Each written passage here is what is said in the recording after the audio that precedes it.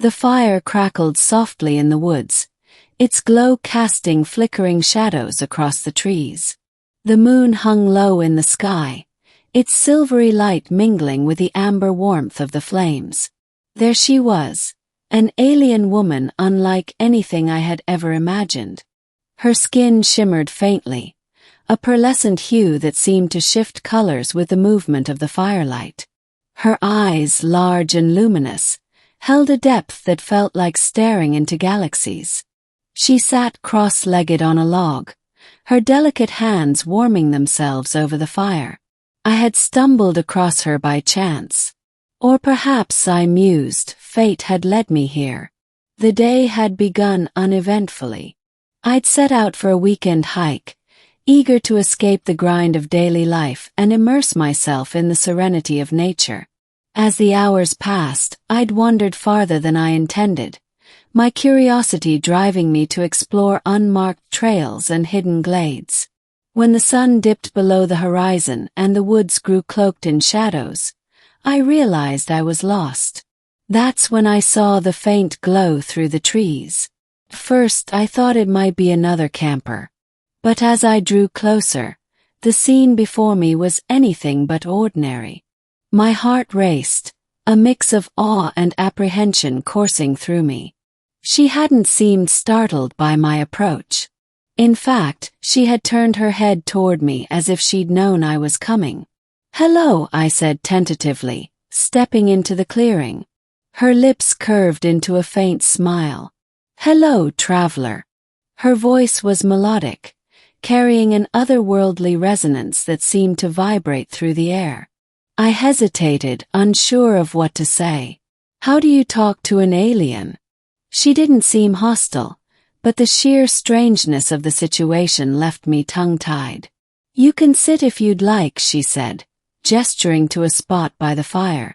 Her invitation was gentle, almost reassuring. I decided to trust her, or perhaps my curiosity outweighed my caution. I sat down, feeling the warmth of the fire seep into my skin. Up close, her features were even more extraordinary. Her hair, or what resembled hair, cascaded in shimmering threads that seemed alive, moving subtly as though responding to unseen currents. "What brings you here?" she asked, her gaze steady. "I got lost," I admitted. "I wasn't expecting to find." "Well, you," she chuckled softly. "Few do. But the woods have a way of guiding those who seek something, even if they don't know what it is." "And what about you?" I asked. "Why are you here?" Her expression grew contemplative. "I am a traveler like you. My journey has brought me far from my home. This place. It's peaceful. It reminds me of the forests on my own world." "Where is your home?" I asked, my curiosity piqued. She tilted her head, as if considering how to answer. "Far. Beyond the stars you see in your night sky. My people have traveled the cosmos for generations, seeking knowledge, understanding, and connection." Her words stirred something within me.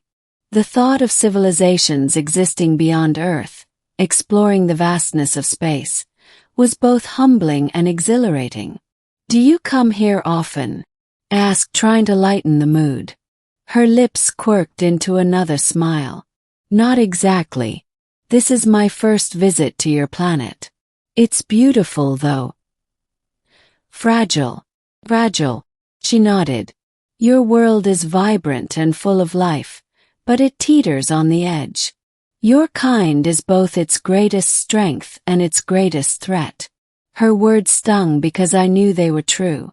Humanity's capacity for creation and destruction was unparalleled. "Do you think we can change?" I asked, my voice tinged with both hope and doubt. She regarded me thoughtfully. "Change is always possible, but it requires intention, effort, and the willingness to see beyond oneself. Your people have the potential. Whether you realize it in time is up to you."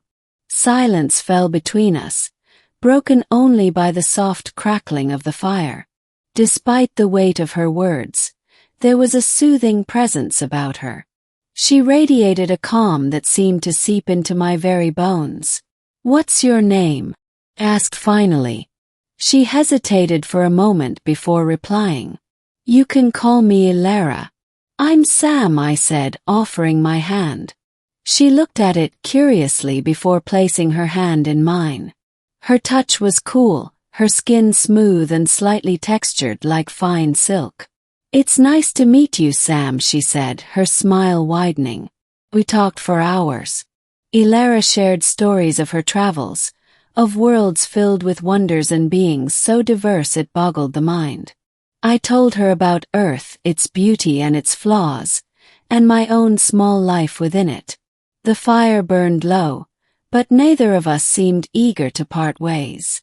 "Will you stay here long?" I asked as the first hints of dawn began to creep into the sky. She shook her head. "Oh, I cannot remain in one place for too long. My journey continues. Will I ever see you again?" The question escaped me before I could think better of it. Her eyes softened. "Perhaps. The universe is vast, but it has a way of bringing kindred spirits together when the time is right." As the light grew stronger, the glow around her seemed to intensify. She stood, her movements fluid and graceful. "Thank you, Sam," she said, "for your kindness and your openness. Hold on to that. It's a rare gift."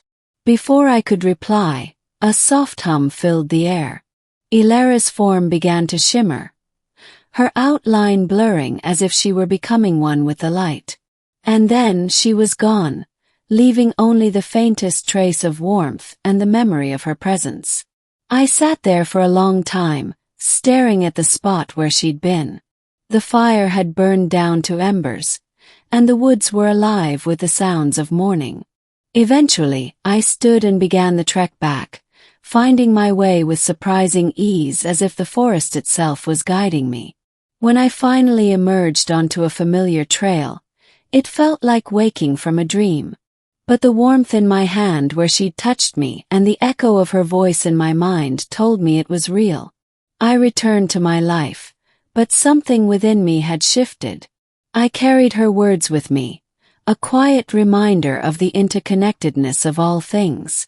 And sometimes on clear nights, I'd look up at the stars and wonder where she was, hoping that one day our paths might cross again. Years passed and life moved on. But I never forgot Ilara or the lessons she imparted. One evening, as I sat on a hill beneath a canopy of stars, a familiar hum filled the air. I turned, my heart pounding with a mixture of hope and disbelief.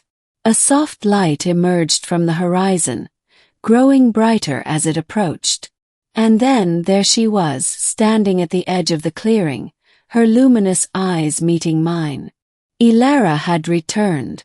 "Hello, traveler," she said, her voice as warm and melodic as I remembered. This time I didn't hesitate. I stepped forward, a smile spreading across my face. "Welcome back." The universe, it seemed, had brought us together once more, proving that some connections are destined to transcend time and space.